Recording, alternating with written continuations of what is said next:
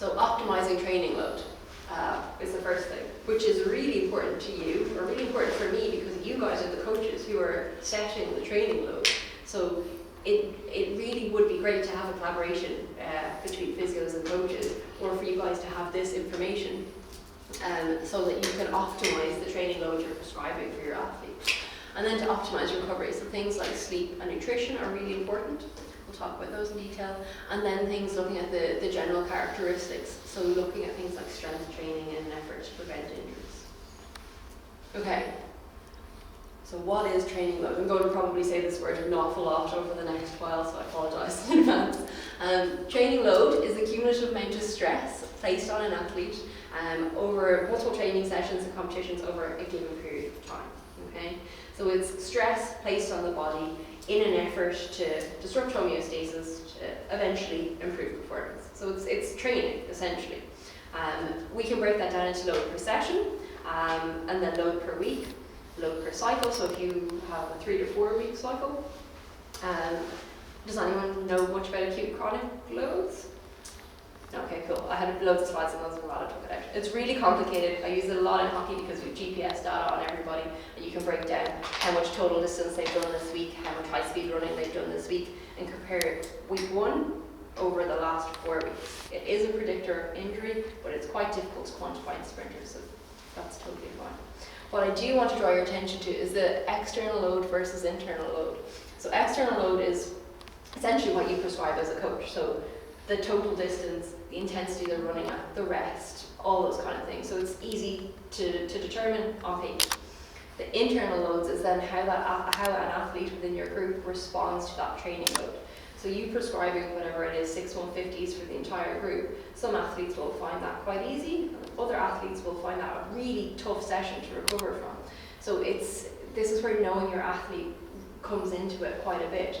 And knowing that there is a difference between what you prescribe as an external load and how an athlete copes with that load as an internal load is really important in monitoring how they're coping with their overall training.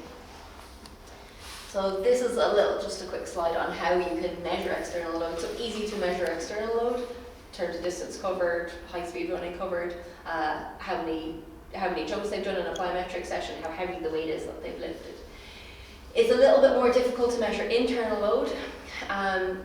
Some of the most easy things probably for you guys, if you want to take them away, are session RP by minute, so how long they've trained for and how hard they perceive the session to be. Gives you an arbitrary figure of how difficult that session is overall.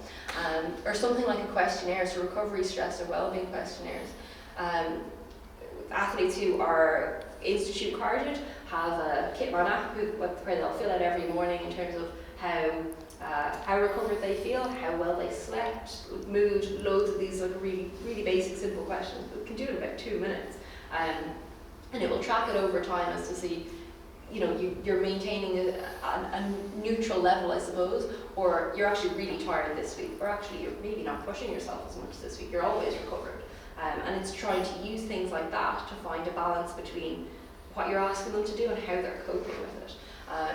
So that's one that we use here quite a bit, but there are loads of things like you can get online, or there are probably apps and things now that do all that. So like the Palms is a really simple, easy one to use, and again I can send on some links to some of those if you like. Yeah.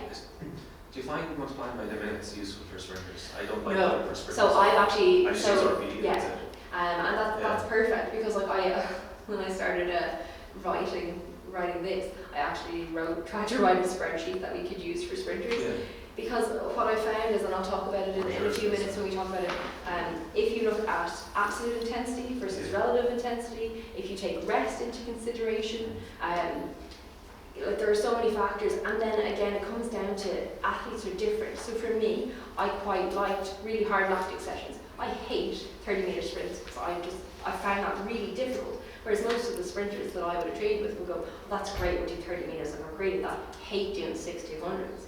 So athletes recover differently based on their own physiology. So for me, I don't actually use the session RP by minutes, because it's more applicable in terms of endurance sports or in terms of field sports. But I have yet to come up with a definite substitute for that. In terms of I tried to write something in Excel that would take into account like your percentage of the pace you're running at in terms of your percentage of your PB or season's best. But then that's very, very dependent on the rest. So if you get 2 minutes rest as opposed to 15 minutes rest, how do you weight that? So I need a statistician to do. That's what I've decided.